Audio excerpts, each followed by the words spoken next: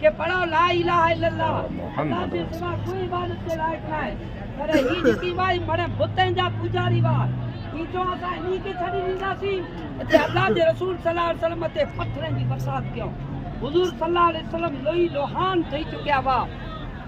इन जगह मते पोकड़ो इन पुठिया कड़ो बगीचो आहे उते कोठे अंदासी उन उते एकड़ी वाड़ी वे उते हुजूर सल्लल्लाहु अलैहि वसल्लम एड़ी तरह बैठा वा अने मथे कापर फिरी आया अने पत्थरन जी बरसातू क्यों।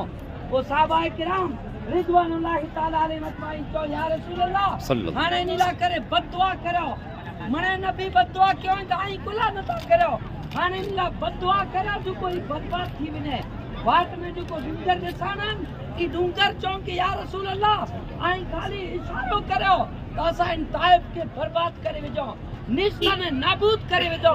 अल्लाह दे रसूल चौंके ना आउ रहमत लिल आलमीन या की भले मोहम्मद पत्थरू वरसा दी है आउ नीला करे दुआओं कर दिया सुभान अल्लाह सुभान अल्लाह। इन जगह मते हिते नी जी मज़ारे पाक है अब्दुल्ला बिन अब्बास जी अने होते हुजूर सल्लल्लाहु अलैहि वसल्लम बैठा हुआ उते बरकातू नफल पढ़ी थी रोई रोई न दुआऊं करे जी अल्लाह ताला पांजो बच्चे की हिदायत दे।